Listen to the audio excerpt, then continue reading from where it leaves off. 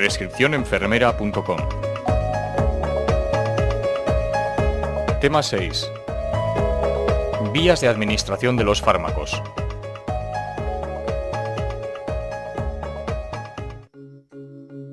La vía de administración es la forma en la que los fármacos se introducen en el interior del organismo.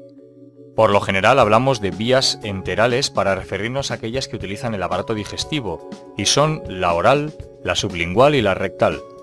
Vías parenterales cuando se utilizan procedimientos invasivos para introducir el fármaco en el organismo, y otras vías como en efectos locales o sistémicos como la respiratoria, transdérmica, la tópica, oftálmica o la vaginal.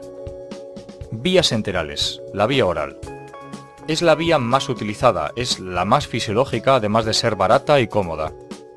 Entre sus limitaciones destaca que no podemos usarla en inconscientes, pacientes con náuseas o con dificultades de deglución o si requerimos un efecto rápido.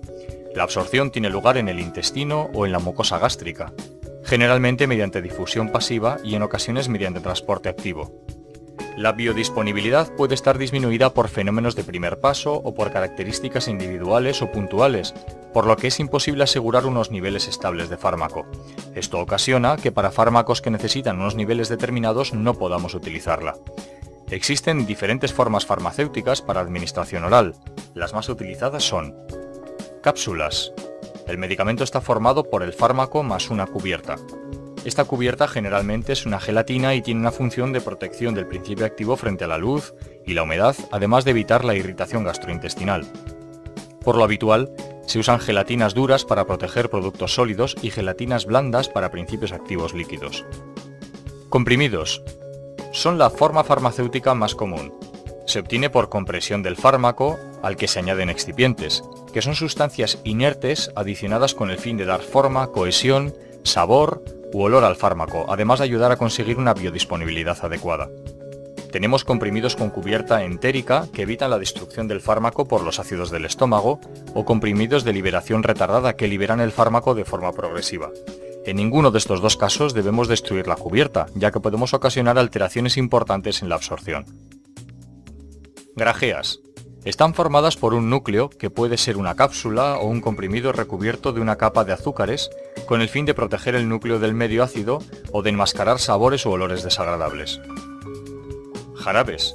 Están formados por el fármaco, al que se le añaden azúcares y agua. El azúcar se añade para limitar el crecimiento bacteriano y darle un sabor dulzón. Hay ocasiones en las que el jarabe debe prepararse inmediatamente antes de la administración.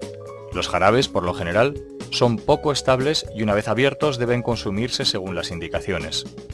En pacientes diabéticos deben evitarse por su contenido en azúcar. Los elixires son jarabes a los que se añade alcohol. Suspensiones. Son fármacos insolubles o parcialmente solubles en agua. Deben agitarse bien antes de la administración para homogeneizar el contenido y, salvo las suspensiones antiácidas, disolverse en agua. Polvos. Son formas sólidas que deben disolverse en agua para su administración. Algunos preparados pueden administrarse sin disolverse. Una vez diluidos, deben administrarse inmediatamente para evitar que precipiten. Vía sublingual. Los fármacos deben situarse debajo de la lengua o bien entre la encía y la mejilla. El fármaco alcanza directamente la circulación sistémica y evita en el primer paso hepático por la vascularización de la mucosa, por lo que presentan efecto rápido. La absorción generalmente es por difusión pasiva. Existen pocos fármacos para administrar por esta vía, pero es una vía rápida que en caso de que se requieran efectos inmediatos tiene gran utilidad. Vía rectal. Presenta una absorción errática.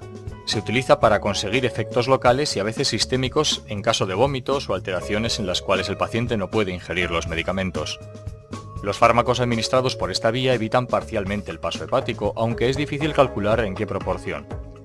Para administrar fármacos por esta vía se coloca al paciente en decúbito lateral izquierdo, con las rodillas flexionadas. Si se trata de supositorios, pueden meterse en nevera o en agua fría para aumentar su consistencia. Vías parenterales. La vía intravenosa. Consiste en la introducción del fármaco directamente en el torrente sanguíneo. Es la más rápida e infalible cuando se quiere lograr concentraciones exactas de fármaco o cuando se necesitan efectos inmediatos. Está indicada también para corregir el balance de líquidos o electrolitos y la nutrición enteral. Entre sus inconvenientes destacan la posibilidad de dar lugar a reacciones adversas rápidas y los riesgos derivados del procedimiento de punción. Además es cara y requiere cuidados especiales y personal especializado. La concentración máxima que se alcanza en los tejidos está determinada principalmente por la velocidad de inyección. Es imprescindible un conocimiento adecuado acerca de las incompatibilidades a la hora de administrar varios medicamentos por esta vía. Existen dos métodos para la administración intravenosa, la infusión continua y la infusión intermitente. La primera se utiliza para el reemplazamiento o mantenimiento de líquidos y electrolitos y sirve como vehículo para la administración de fármacos. La infusión intermitente se utiliza para la administración de fármacos cada cierto periodo establecido y para transfusiones sanguíneas. El acceso más frecuente es el periférico a través de venas de manos o brazos, aunque se requiere acceso central para tratamientos prolongados o agresivos. El acceso central más común es a través de la subclavia, aunque pueden utilizarse otros como la vía yugular o la femoral. Vía intramuscular.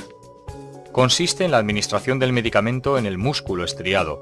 Al estar este muy vascularizado, el fármaco se absorbe con rapidez, pudiéndose administrar mayor volumen que por vía subcutánea.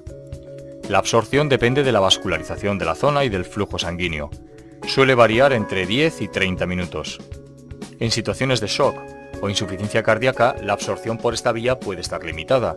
Igual ocurre en prematuros, en el embarazo y en lactantes. Es útil en inconscientes o cuando no se tolera la vía oral. Los lugares más habituales de inyección son la región glútea y deltoidea y en niños el vasto externo. La técnica de punción debe ser aséptica, el material empleado estéril y es necesario limpiar la piel previamente a la inyección. Las técnicas de inserción de agujas son diversas, pudiendo hacerse con la jeringuilla montada en la aguja o separada. El pinchazo debe efectuarse en un ángulo de 90 grados respecto al músculo y pueden darse antes de la inyección unos golpecitos con el dorso de la mano para relajar el músculo y notar menos el momento de la introducción de la aguja. El movimiento debe ser rápido y de una sola vez. Antes de inyectar el medicamento tenemos que aspirar tirando del émbolo para comprobar la ubicación y descartar que hayamos pinchado un vaso.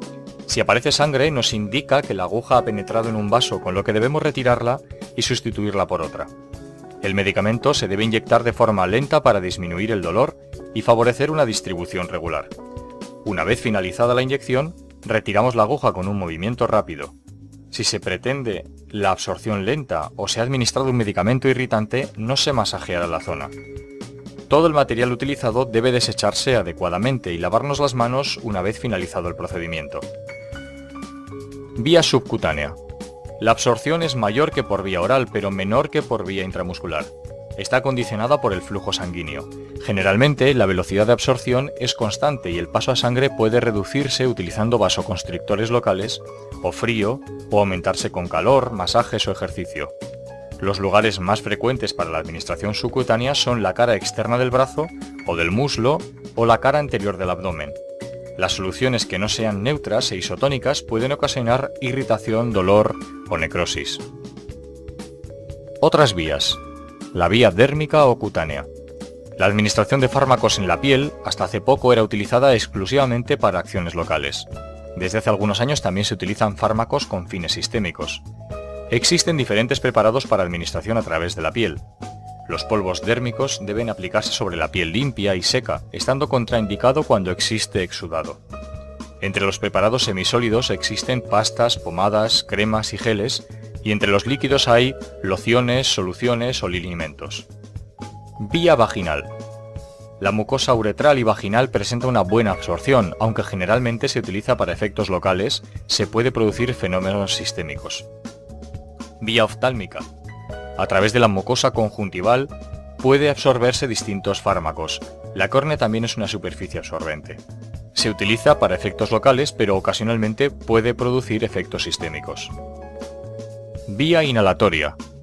Para introducir gases o líquidos volátiles en el aparato respiratorio, el tamaño de la partícula ha de ser entre 1 y 10 micrómetros. No hay efecto de primer paso y es muy útil para tratamientos locales, si bien también se utiliza con fines generales como en la anestesia. La velocidad de absorción está condicionada también por otros factores como la frecuencia respiratoria, la concentración de la sustancia en el aire inspirado o la perfusión pulmonar. Para administrar líquidos se utilizan nebulizadores y para sólidos aerosoles generalmente para lograr efectos a nivel pulmonar con reducidos efectos sistémicos. El tratamiento mediante aerosoles depende del tamaño de las partículas, de la descarga del fármaco en las vías respiratorias y de las variables respiratorias del paciente. Solamente cerca del 10% llega al árbol respiratorio, el resto casi por completo se deglute. Estos parámetros indican que el tratamiento será eficaz si el paciente y el profesional domina la técnica de administración. Los diferentes estudios han demostrado que en el caso de un fármaco en la terapéutica, lo primero hay que comprobar es precisamente la técnica utilizada, pues es la causa más frecuente de fracaso. Cada tipo de dispositivo tiene unas características especiales que es necesario conocer para su manejo adecuado.